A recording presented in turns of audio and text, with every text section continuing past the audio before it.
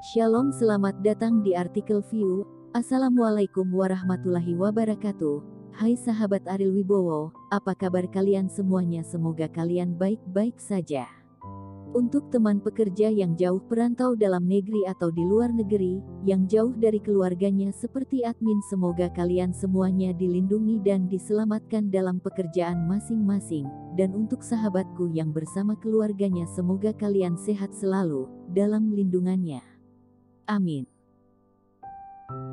Episode 99, kisah seorang CEO muda yang berpura-pura culun. Ketika Rian meninggalkan kantor kepala sekolah, mejanya sudah dalam keadaan hancur. Kepala sekolah melihat kekacauan di depannya dan tercengang. Kekuatan orang ini sangat menakutkan sehingga dia bahkan menghancurkan seluruh meja. Kepala sekolah yang masih mengambil napas dalam-dalam, diam-diam, dia berkata, tampaknya setelah uang ini, atau tidak menghasilkan baik, sengaja kehilangan nyawanya hari ini, benar-benar Tuhan menyelamatkannya. Rian kembali ketika sampai di rumah, dia melihat mobil di pintu dan berjalan ke rumah dengan sedih. Di halaman, Ariel berjongkok di samping Leni. Melalui obrolan tadi, dia tahu nama Lina. Ariel terkejut dengan kata Leni. Hanya pria kasar seperti Rian. Untuk dapat mengambil nama yang segar dan halus seperti itu, Ariel tidak tahu dari mana orang ini berasal. Lina berkata, dia dikeluarkan dari sekolah. Ariel berdiri dan bertanya pada Rian. Kepala sekolah itu pembohong, bagaimana mungkin putriku berkelahi dengan seseorang? Rian berkata dengan amarah yang berapi-api. Leni menangis dan menundukkan kepalanya di lututnya. Rian bahkan lebih patah hati ketika dia melihat adegan ini. Ini adalah orang yang paling dia cintai, bahkan jika Rian lapar. Dia juga tidak ingin Leni menderita keluhan apapun. Ayah, apakah aku tidak bisa sekolah lagi? Leni mengangkat kepalanya, dan seketika matanya berkaca memandang Rian dengan meneteskan air matanya. Rian bergegas ke sisi Leni dan menghibur, jangan khawatir. Ayah akan menemukan sekolah lain untukmu, bagaimana mungkin kamu tidak belajar? Tapi, hanya ada satu sekolah di kota ini. Leni menangis. Rian juga tahu masalah ini.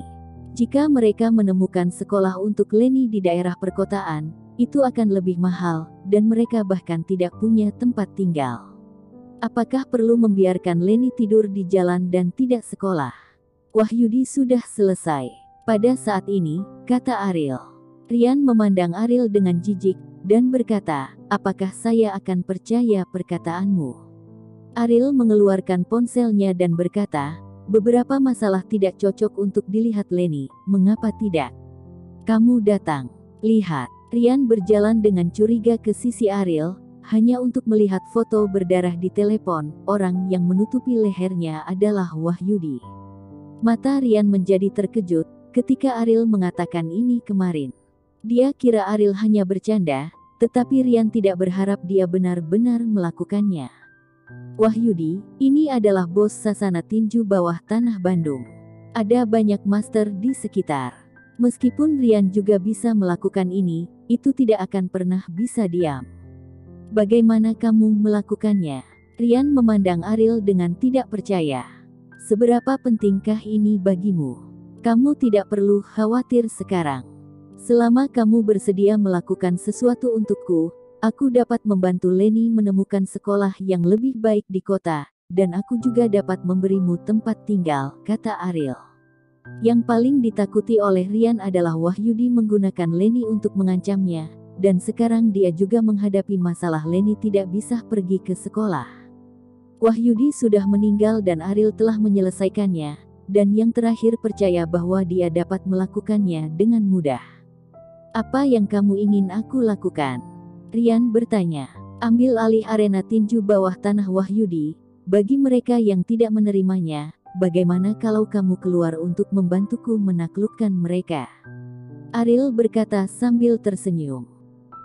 Kamu ingin aku menjadi bosnya? Rian bertanya-tanya. Dia adalah bosnya, orang dengan watak sepertimu hanya cocok untuk menjadi preman, kata Ariel terus terang. Rian tidak membantah kalimat ini, karena dia tahu bahwa dia berani dan hanya bisa menjadi kasar, bakat yang bagus. Oke, selama kamu membantuku untuk menyekolahkan putriku, aku akan membantumu. Rian setuju. Ariel melirik Bimo, dan keduanya saling tersenyum lagi. Jika kamu ingin pindah rumah, pergilah ke kota untuk mencari tempat tinggal, kata Ariel. Rian mengemas beberapa pakaian biasa Leni, dan tidak membawa perabotan lainnya. Lagi pula, itu tidak berharga.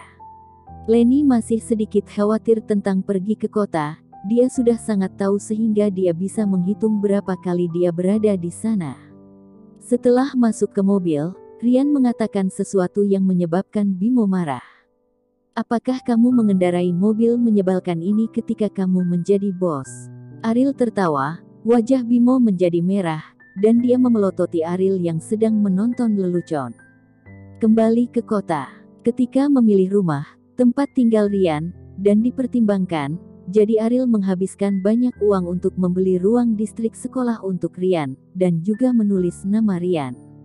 Rian merasa bahwa karena dia akan melakukan sesuatu untuk Ariel, maka semua ini memang seharusnya dilakukan, jadi dia tidak mengatakan apapun untuk berterima kasih padanya. Setelah menghabiskan sejumlah uang yang tidak perlu, ayah dan anak perempuan pindah ke rumah baru mereka pada hari yang sama. Ketika Ariel dan Bimo hendak pergi, Rian secara pribadi membawa mereka ke lift. Biarkan Ariel sedikit terkejut. Meskipun Rian tidak berterima kasih padanya selama seluruh proses, dia tidak berharap untuk pergi. Orang ini masih memiliki sedikit hati nurani.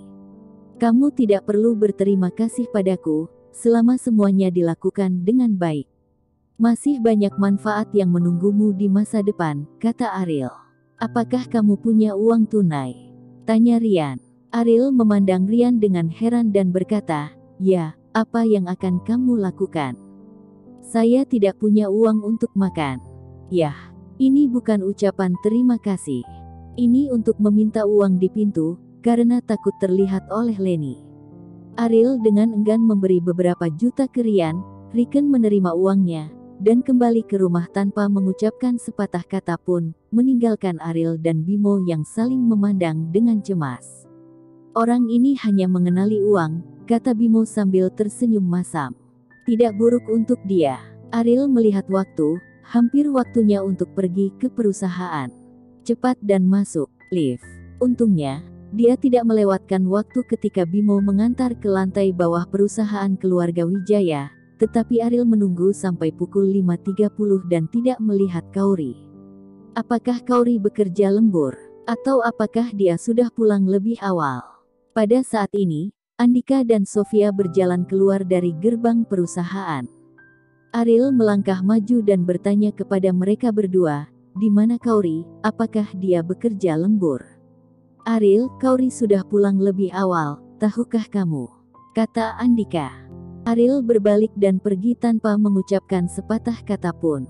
Pulang kerja lebih awal.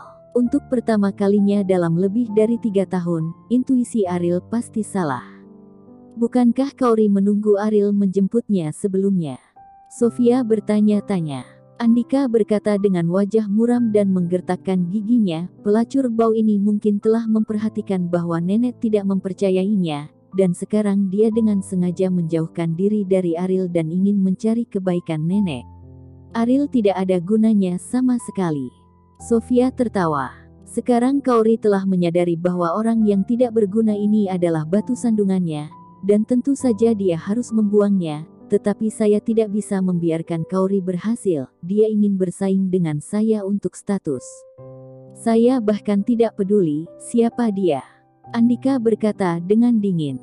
Jangan khawatir, Kauri adalah seorang wanita. Bagaimana dia bisa mengalahkanmu, dan aku akan membantumu di masa depan, kata Sofia. Baru-baru ini, Andika sengaja menjadi sangat dekat dengan Sofia. Alasan hubungan itu adalah karena Sofia akan memiliki kesempatan untuk menikah dengan keluarga kaya di masa depan. Sekarang dia dijamin oleh kata-kata Sofia, dia tidak bisa menahan tawa. Di masa depan, keluarga Wijaya dan Wibowo akan berada di tangan kita. Jika kamu bisa berbuat baik padaku, aku juga akan berbuat baik padamu. Semuanya akan baik-baik saja, kata Andika sambil tersenyum. Hei, Aku hanya tidak tahu kapan pangeran tampanku akan muncul. Sofia menghela nafas, dia tidak bisa menunggu, tetapi pihak lain tidak bergerak. Orang kaya seperti ini pasti punya banyak hal, mungkin dia sibuk mencari uang untukmu, dia tidak mau terburu-buru, kata Andika. Itu benar, keluarga sangat kaya, bagaimana bisa menjadi pemalas? Dia pasti sangat sibuk, dan harus menunggu begitu lama. Ketika dia datang, saya harus mempersulit dia dan membiarkan dia tahu bahwa saya bukan Sofia yang mudah ditaklukkan. Tidak mudah bagi pria sembarangan untuk mau menikah denganku. Melihat wajah sombong Sofia, Andika merasa tidak senang di dalam hatinya, khawatir ketika orang itu benar-benar muncul, Sofia tidak bisa menahan, menunggu untuk menerkamnya. Dalam pelukannya, bagaimana mungkin dia bisa tahan? Menghadapi godaan uang, wanita pemuja emas langsung buka kaki. Ketika Ariel kembali ke rumah, dia tidak melihat Kaori, tetapi Lina duduk dengan sungguh-sungguh di ruang tamu. Ariel, mulai hari ini dan seterusnya, kamu tidak boleh kembali untuk tinggal di sini, pergi saja dari sini. Lina berkata dengan dingin. Bersambung.